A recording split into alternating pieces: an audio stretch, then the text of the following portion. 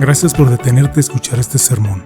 Antes de comenzar, ¿podrías tomarte un momento para darle me gusta a este video y suscribirte a nuestro canal? Esto le ayuda a YouTube a compartir este video con más personas que necesitan oír la palabra de Dios, como tú y yo. Apreciamos mucho que te tomes el tiempo de hacerlo. Gracias. También, por favor, échale un vistazo a la descripción del video para un enlace y ver toda nuestra playlist de sermones en español. Nuevamente, muchas gracias y que Dios te bendiga.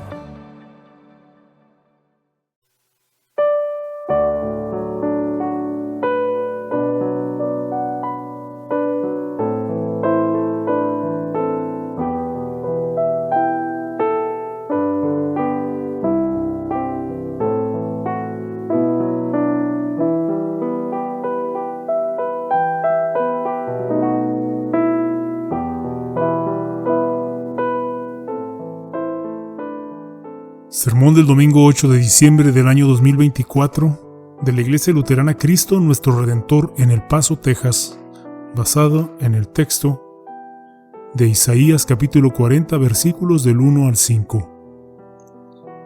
Quiero que veas algo que pone en perspectiva el mensaje que Dios quiere que oigas y tomes a pecho hoy. Mira los últimos versículos del capítulo 39 de Isaías, que dice así: Entonces Isaías dijo a Ezequías: Oye la palabra del Señor de los ejércitos.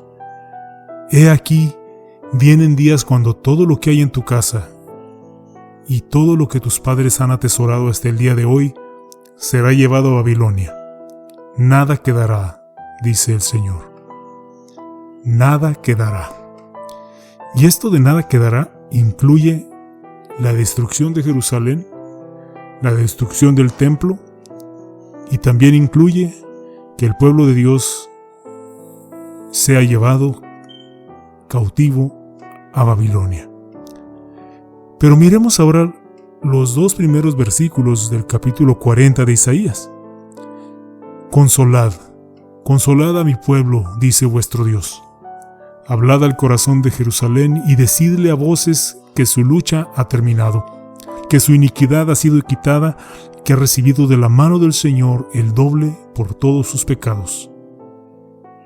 ¿Notas el cambio brusco de Isaías 39 a Isaías 40? ¿Cómo pasamos de nada quedará, dice el Señor, a consolad, consolad a mi pueblo, dice vuestro Dios? El primero es derivado de la idolatría del pueblo de Israel y el otro es única y exclusivamente debido a la maravillosa gracia de Dios. La razón del juicio de Dios en Isaías capítulo 39 es respuesta a los años de desobediencia y rebelión de su pueblo.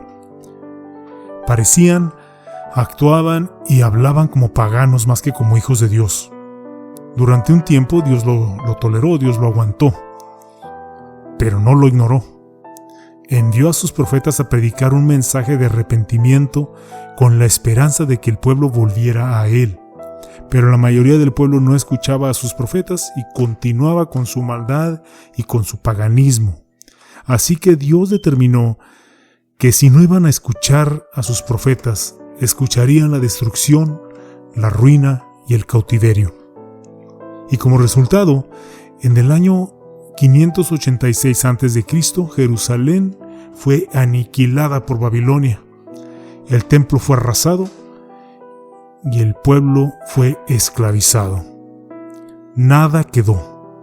Y durante 70 largos años el pueblo de Dios permaneció cautivo en Babilonia. El lapso entre el final del capítulo 39 de Isaías y el comienzo del capítulo 40 son esos 70 años. Dios quiso que fuera un tiempo para que su pueblo reflexionara sobre esta pregunta: ¿cómo es que hemos llegado hasta aquí? Y la respuesta honesta y vergonzosa a esa pregunta no era fácil, pero era necesaria. Era necesaria si querían darse cuenta en realidad de la magnitud de su pecado, necesaria si realmente querían admitir su desobediencia y su rebelión, era necesaria si verdaderamente querían darse cuenta de cómo le habían dado la espalda a Dios, era necesaria si querían finalmente escuchar al Señor. Querían estar sin Dios y ahora estaban viviendo la ausencia de Dios en Babilonia como cautivos, como esclavos, que es, por cierto, la definición más exacta de lo que significa el infierno, que es una vida sin Dios. Isaías en el texto de hoy llama a estos 70 años en Babilonia una lucha. Y una lucha porque cada día de esos 70 años el pueblo de Dios tuvo que vivir con la verdad de cómo y por qué acabaron como cautivos, como esclavos en Babilonia. Ellos sabían que no tenían a nadie a quien culpar sino a ellos mismos. Imagínense cómo se sintió, cómo se sentía esa verdad condenatoria en el corazón y en el pensamiento del pueblo de Dios durante esos 70 años. Pero ahora, imagínense a Dios diciéndole a su pueblo al final de esos 70 años: consolad, consolad a mi pueblo. ¿Comprenden que no había nada que quisieran oír más o que necesitaran oír más que eso? Escuchar la frase mi pueblo, cuando en Babilonia se sentían cualquier cosa menos ser pueblo de Dios. Y saber que incluso después de 70 años Dios no los había olvidado, desamparado o repudiado por completo, y que Dios se los dijera a ellos directamente. Escuchar que la dificultad de esos 70 años había terminado. Su duro servicio se ha completado.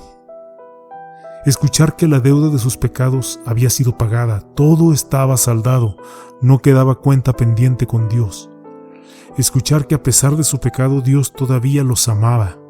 Saber que donde su pecado había aumentado, la gracia de Dios había aumentado aún más. Y saber que el doble que recibirían es por el pago de su pecado, no por el castigo de su pecado. Caramba, saber esto, escuchar esto y no olvidar esa autorreflexión de que cómo hemos llegado hasta aquí en Babilonia, y escuchar esto, ningún anuncio podría dar mayor paz que la tierna voz de Dios pronunciar para ellos: consolad, consolad a mi pueblo. Pero hermanos y hermanas en Cristo, para nosotros que vivimos después de este momento, en el tiempo que nos da Isaías, esto es aún más asombroso. Escuchen las siguientes palabras del profeta. Una voz clama: preparad en el desierto camino al Señor, allanad en la soledad calzada para nuestro Dios. Todo valle será elevado y bajado todo monte y collado. Vuélvase llano el terreno escabroso y lo abrupto ancho valle. Entonces será revelada la gloria del Señor, y toda carne a una la verá, pues la boca del Señor ha hablado. La imagen que crean estas palabras procede de una antigua costumbre de los reyes. Los reyes de aquel entonces enviaban mensajeros antes de su llegada, para que el camino estuviera nivelado y liso para el viaje del rey. La belleza de este cuadro que nos pinta Isaías capítulo 40 es que por la gracia de Dios y su Espíritu conocemos al Rey que viene en Isaías. Es Jesucristo. Y conoces al mensajero que prepara el camino para la venida del Rey. Se refiere a Juan Bautista. Pero ahora, esto es lo que quiero que consideres seria y sinceramente. ¿Alguna vez te has encontrado en el exilio o en cautiverio, en sentido figurado, donde Dios te obligó a luchar con la pregunta: ¿cómo es que llegué hasta aquí? ¿Cómo caí aquí a este pozo profundo y oscuro? ¿Cómo perdí mi camino? ¿Cómo perdí el rumbo? ¿Cómo perdí mi reputación? ¿Cómo perdí mi integridad? ¿Cómo perdí todo? Especialmente aquellos que más significan para mí.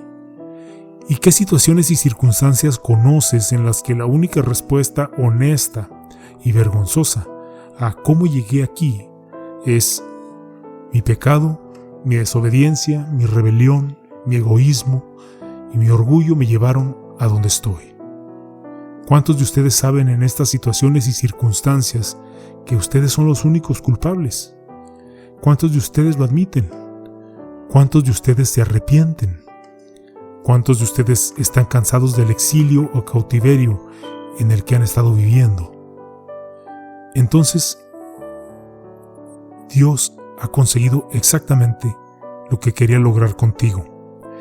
Entonces lo torcido de tu vida, donde has seguido tu propio camino y has hecho lo que te ha venido en gana, ha sido enderezado. Entonces los valles de tu vida donde has llegado a lo más bajo del pecado han sido elevados. Entonces las montañas y colinas de tu vida donde has sido orgulloso y arrogante han sido allanadas. Entonces el terreno áspero y los lugares escabrosos de tu vida, donde has sido demasiado terco para escuchar o cambiar, se han nivelado. Entonces estarás preparado para la llegada del Rey. Entonces estás preparado para aquel que vino a poner fin a tu lucha por todos tus pecados en la cruz y declarar: consumado es. Aquel que vino a pagar por tu pecado con su propia sangre, sudor y lágrimas. Aquel que vino a colgar exiliado por tu pecado en la cruz para que tú nunca fueras exiliado.